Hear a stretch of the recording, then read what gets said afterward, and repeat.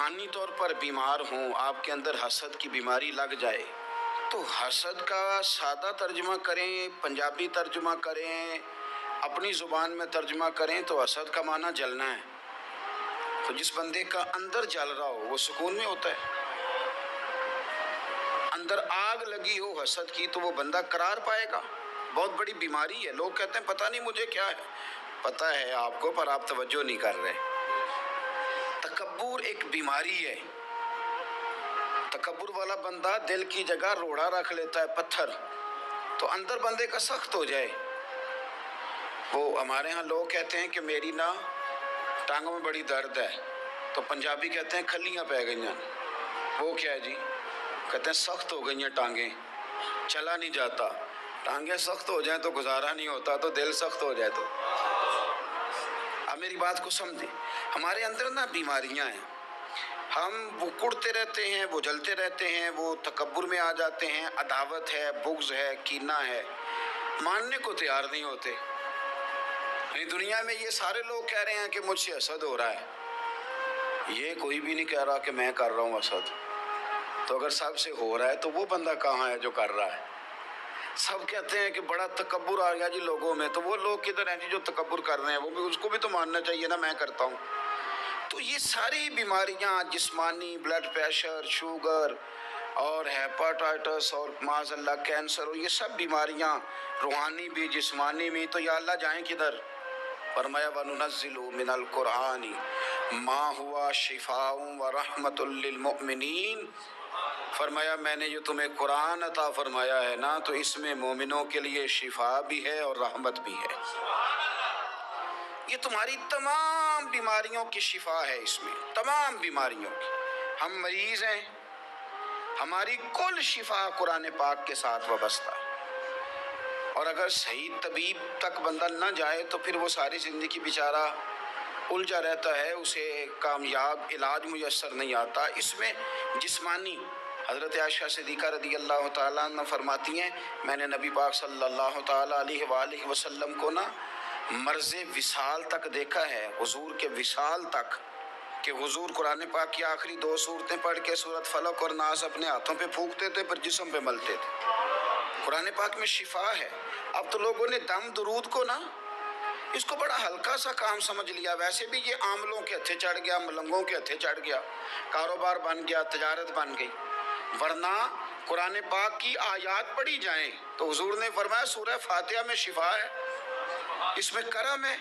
یہ چیزیں جو بڑی ہمارے لیے سود مند تھی، فائدہ مند تھی، ہم چھوڑ گئے۔ ایک بڑی خوبصورت حدیث ہے، سنیے گا۔ حضرت ابو سعید خدری رضی اللہ تعالیٰ عنہ حدیث کے راوی ہیں، بخاری میں موجود ہے۔ ارشاد فرماتے ہیں کہ ہم ایک سفر پہ تھے، واپس آ رہے تھے، ایک جگہ رات کو قیام کیا، سونا تھا، بستی تھی۔ بستی کے لوگوں نے نہ کھانا پوچھا نہ پانی پوچھا، کوئی ضیافت نہیں کی۔ آدھی رات کا وقت آیا تو ایک بندہ دوڑا دوڑا آیا، کہنے لگا ہمارے سردار کو بچھو نے کاٹ لیا ہے، تم میں سے کوئی بندہ دم درود کر لیتا ہے؟ تو ایک صحابی کہنے لگے کر تو لیتے ہیں، پر تم نے چونکہ ہمیں کھانا پانی تک نہیں پوچھا، تم اگر دم کراؤ گے تو مفت نہیں کریں گے۔ بخاری پڑھ رہا ہوں، پیسے لگیں گے۔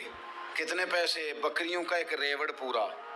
شارحین نے لکھا 40 بکریاں۔ کنے دما دیاں؟ او بھائی اس سے کوئی بندہ جواز نہ لے کہ پیسے لینے جائز ہیں، اس سے جواز نہ حاصل کرے۔ اب بات کو سمجھیں، پس منظر کیا ہے؟ پانی تک نہیں تم نے پوچھا۔ کچھ لوگوں کا علاج ہوتا ہے، انہوں نے کہا پیسے لیں گے دم کر دیں گے۔ صحابی نے کہا حضرت ابو سعید خدری رضی اللہ تعالیٰ عنہ فرماتے ہیں وہ جو کہ تنگ تھے، بچھو کاٹ گیا، اور سردار کو کہا چل تو صحیح نا۔ وہ صحابی گئے، سورہ فاتحہ پڑھ کے دم کیا، اور حدیث بخاری سے میں آپ کو دکھاؤں گا۔ لوگ کہتے ہیں دم کدھر سے آ گیا؟ بخاری پڑھ رہا ہوں، صحیح بخاری۔ شفا تو اللہ نے دینی ہے نا، رب کریم نے شفا دے دی۔ بکریاں لے لیں، آ گئے جہاں آرام کر رہے تھے اس جگہ۔ صحابہ میں اختلاف ہو گیا، کچھ کہنے لگے بکریاں لینی چاہیے تھی، کچھ کہنے لگے نہیں لینی چاہیے تھی۔ حضرت ابو سعید خدری رضی اللہ تعالیٰ عنہ فرماتے ہیں پھر ہم نے فیصلہ کیا چپ کر کے سو جاؤ، صبح حضور کی بارگاہ میں جائیں گے۔ اگر کریم نے کہا لینی چاہیے تھی پھر تو موج بن گئی، اور اگر کہا نہیں لینی چاہیے تھی تو بکریاں ہانک کے واپس کر جائیں گے۔ مسئلہ کیا ہے؟ کہتے ہیں صبح گئے حضور کی بارگاہ میں، جا کے مسئلہ عرض کیا، یا رسول اللہ انہوں نے بھی پانی کوئی نہیں پوچھا تھا۔ ہم نے بھی کہا دم کریں گے تو پیسے لیں گے، تو ہم نے یہ بکریاں لی ہیں۔ شارحین لکھتے ہیں 40 تھی شاید۔ تو یا رسول اللہ اب کیا کریں؟ حضور مسکرانے لگے، حضور مسکرانے لگے۔ جس کے گچھے سے لچھے جڑے نور کے، ان ستاروں کی نزہت پہ لاکھوں سلام، اور جس کی تسکین سے روتے ہوئے ہنس پڑے، اس تبسم کی عادت پہ لاکھوں سلام، اور ان کی باتوں کی لذت پہ بے حد درود، ان کے خطبے کی ہیبت پہ لاکھوں سلام۔ حضور مسکرانے لگے اور مسکرا کے پوچھا اچھا پڑھا کیا تھا؟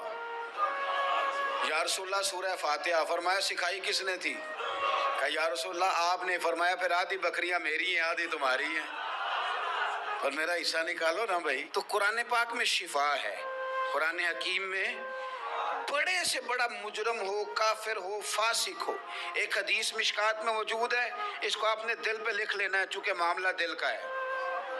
نبی پاک صلی اللہ تعالیٰ علیہ وسلم نے فرمایا جس طرح بارش میں پڑے لوہے کو زنگ لگ جاتا ہے، اس طرح دل کو زنگ لگ جاتا ہے۔ تو کہتا ہے میں بور ہو رہا ہوں پتہ نہیں کیا ہے، اور زنگ لگ گیا دل کو۔ تو کہتا ہے جناب میں پتہ نہیں سارا کچھ ہے پر دل پریشان ہو بھئی، اس کو زنگ لگ گیا ہے۔ ہم کہتے ہیں یار پتہ نہیں کیا بات ہے، پریشانی ہو بھئی، دل کو زنگ لگ گیا ہے۔ کریم فرمانے لگے جس طرح بارش میں پڑے لوہے کو زنگ لگ جاتا ہے، اس طرح دلوں کو بھی زنگ لگ جاتا ہے۔ حضور دل کو زنگ لگ جائے تو کیا کریں؟ تو حضور فرمانے لگے ایک موت کو یاد کرو اور ایک قرآن پاک کی تلاوت کیا کرو۔ قرآن تمہیں زنگ سے شفا دے دے گا، اس کو پڑھو گے تو تمہیں لطف آئے گا۔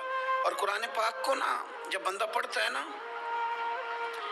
تو حضرت مولا علی شیر خدا نے فرمایا تھا قرآن پاک کبھی پرانا نہیں ہوگا، جب بھی پڑھو گے نیا مزہ ہی آئے گا، نیا سرور ہی آئے گا، نئی کیفی۔ بڑے بڑے کٹر کافر قرآن پاک سنتے تھے نا۔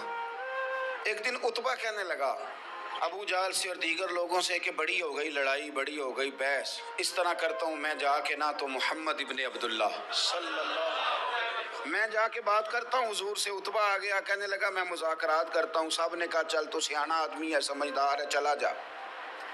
جا کے نا تو وہی باتیں جو وہ ہمیشہ کرتے تھے، نبی کریم علیہ السلام سے کہنے لگا ہم سارے آپس میں ہیں، برادری ہے، قبیلہ ہے، ایک شہر ہے، پھر بھی لڑائیاں شروع ہو گئی ہیں۔ جو آپ کا کلمہ پڑھتے ہیں وہ الگ ہو گئے، جو ہمارے معاذ اللہ طریقے پہ ہیں وہ الگ ہیں، تو کوئی بات چیت نہ کر لیں بیٹھ کے۔ تو حضور نے فرمایا کرو نا۔ کہنے لگا اگر آپ سرداری چاہتے ہیں تو ہم دیتے ہیں، اور اگر آپ مال و دولت چاہتے ہیں تو معاذ اللہ ہم دیتے ہیں، جو آپ کہتے ہیں ہم کرتے ہیں۔ کسی طرح کا بھی آپ کا مطالبہ ہے تو ہم پورا کرنے کو تیار ہیں، تو آپ بتا دیں ہم وہ کر دیتے ہیں۔ وہ بڑی اس نے لمبی چوڑی تقریر کی، جتنی آفریں گنا سکتا تھا گنوائیں۔ کریم خاموش رہے۔ جب اس کی بات پوری ہو گئی تو حضور فرمانے لگے میں بھی کچھ بولوں؟ کہنے لگا بولیں۔ میرے نبی پاک نے قرآن پاک پڑھنا شروع کر دیا، چند آیتیں پڑھی، کھڑا تھا بیٹھ گیا، پھر اٹھ پڑا، کبھی ادھر جاتا ہے کبھی ادھر آتا ہے۔ حضور نے تلاوت ختم کی، کہا کوئی بات کرنی ہے؟ کہنے لگا نہیں مجھے اجازت دے دے۔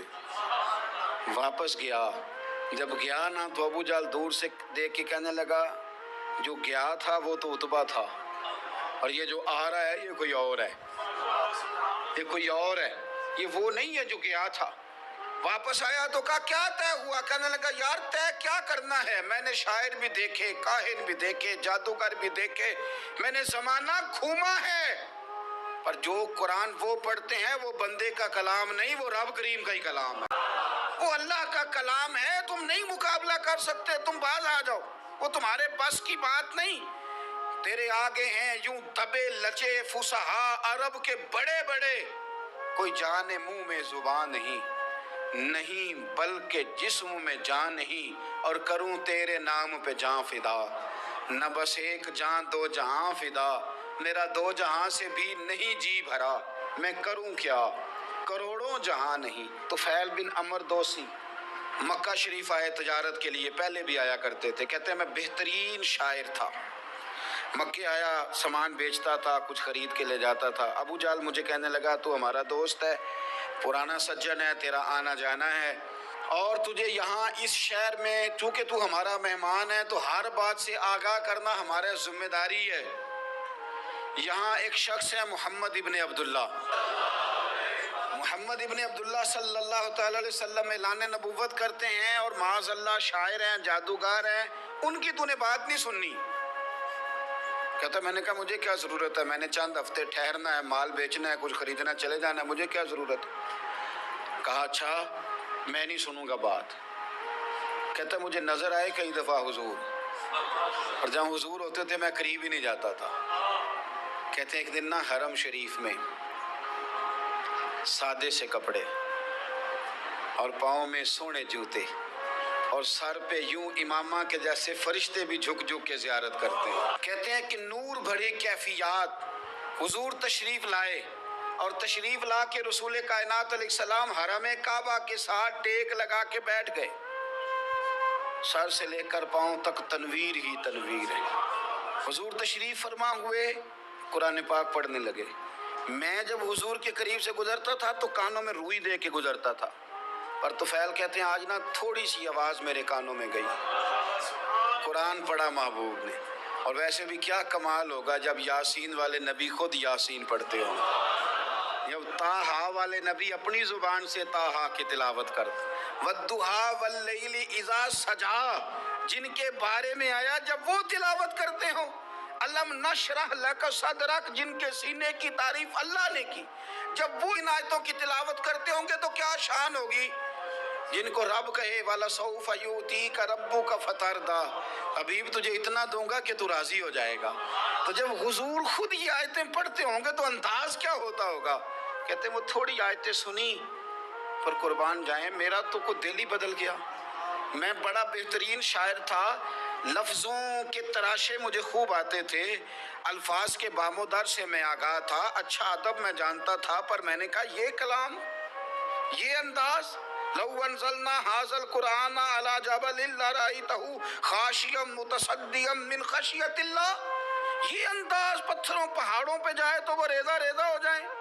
کہتے ہیں تھوڑا سا پڑا قریب نے اور پھر نظریں جھکائے ہوئے حضور اپنے گھر گئے، سرکار چلے تو میں پیچھے پیچھے، حضور گھر میں چلے گئے تو میں نے دروازے پہ دستک دی، باہر آئے، سلام لی۔ میں نے کہا محبوبہ وہ جو آپ پڑھ رہے تھے تھوڑا اور نہیں سنا دیتے، تھوڑا اور نہیں تلاوت کر دیتے۔ کہتے ہیں رسول پاک نے نا پھر قرآن پڑھنا شروع کیا۔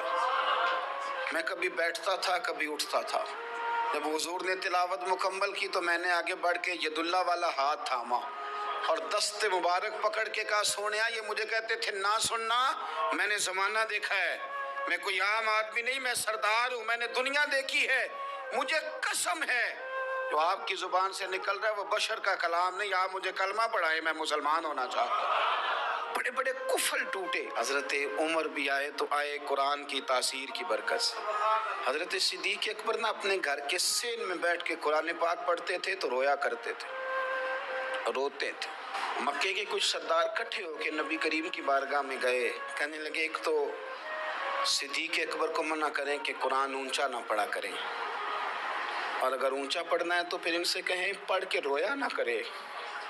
حضور نے فرمایا اپنے گھر میں بیٹھ کے پڑھتا ہے روتا ہے، تمہیں کیا ہے؟ یا رسول اللہ یہ ابو بکر صدیق جب قرآن پاک کی تلاوت کر کے روتے ہیں نا تو ہماری بچیاں بھی رونے لگتی ہیں، ہماری عورتیں گھر کا کام کاج چھوڑ کے تو صدیق اکبر کے دروازے پہ کھڑی ہو کے روتی رہتی ہیں۔ حضور ان سے کہیں یہ قرآن سے جو شغف ہے ان کا، کہاں گئے مسلمان جو قرآن پڑھنے والے تھے، کدھر گئے؟ سارا کچھ ہی ہمارا موبائل لے گیا۔ میں کس طرح یہ بات بیان کروں کہ کچھ لوگوں نے رمضان میں بھی قرآن پاک ایک بھی ختم نہیں کیا، رمضان شریف میں بھی ایک قرآن پاک کی توفیق نہیں ہوئی، لے گیا سارا کچھ ہماری خوش گپیاں۔ کمال ہو گئی، ہم نے سوچا ہی نہیں، فکر ہی نہیں کی۔ سنگیو واپس آؤ، قرآن پاک سے پیار کرو، قرآن پاک سے محبت کرو، قرآن کی تعلیم حاصل کرو۔ لوگ کہتے ہیں میں بوڑھا ہو گیا ہوں، زبان موٹی ہو گئی ہے، قرآن کیسے سیکھوں؟ 38.5 سال کی عمر میں کلمہ پڑھا حضرت صدیق اکبر نے۔ کچھ صحابہ ان سے بھی عمر میں زیادہ تھے، تو بڑی عمر میں دین سیکھا کہ چھوٹی عمر میں سیکھا؟ ہمیں کیا ہو گیا ہے؟ قرآن پاک کی طرف توجہ کرو۔ میرے نبی پاک علیہ السلام نے فرمایا اس قرآن کی برکت سے اللہ قوموں کو عروج عطا کرے گا۔ اس کی برکت سے ہی قوموں کو زوال ہوگا۔ حضرت عائشہ صدیقہ کہتی ہیں حضور رات کو نماز کی نیت باندھتے تھے تو ایک ہی آیت پڑھتے تھے ساری رات، ایک ہی آیت پڑھتے رہتے تھے، روتے رہتے تھے۔ اور جب حضور روتے تھے تو جس طرح ہنڈیا ابلے تو آواز آتی ہے، اس طرح حضور کے سینے سے آواز آتی تھی۔ جبیر بن مطعم کہتے ہیں میں بدر کے قیدیوں کے بارے میں بات کرنے آیا حضور سے، تو نبی پاک مغرب کی جماعت کرا رہے تھے۔ جب میں مدینے پہنچا تو مسجد نبوی کے باہر کھڑے ہو کے میں نے حضور کی تلاوت سنی۔ فرماتے بس میں تو بات کرنے آیا تھا نا، تو وہ آیتیں سنی تو مجھے یوں لگا مجھ پہ بجلیاں گر رہی۔ کون ہے جو میرے دل کے کفر اور کفل دھو رہا ہے؟ بس قرآن سنتا گیا اور رب مجھے ایمان کی توفیق عطا فرماتا گیا۔ میں نے کلمہ پڑھ لیا، مسلمان، قرآن ہی ہمارے ہر مسئلے کا حل ہے۔ میں کیا کروں؟ قرآن پڑھتے ہیں ہمارے ہاں، پر قبروں پہ پڑھا جاتا ہے، پر ختموں پہ۔ کیا قرآن پاک کا یہ حق نہیں تھا کہ وہ شادی والے دن بھی پڑھا جاتا؟ کیا قرآن پاک کا یہ حق نہیں تھا کہ وہ اسمبلی میں بھی پڑھا جاتا؟ قرآن پاک نا شکایت کر رہا ہے، شکایت کرتا ہے کہ ان لوگوں نے نا مجھے ختموں پہ پڑھا ہے، اسمبلی میں نہیں پڑھا۔ وزیر اعظم کے خطاب سے پہلے تلاوت ہوتی ہے تو یہ تلاوت کے بعد یہ اعلان کیوں نہیں کرتے کہ ہم کریں گے وہ جو قرآن کہے گا؟ صدر کے خطاب سے پہلے تلاوت کراتے ہو تو یہ کیوں نہیں کہتے کہ اب ہوگا وہ جو قرآن کہہ رہا ہے؟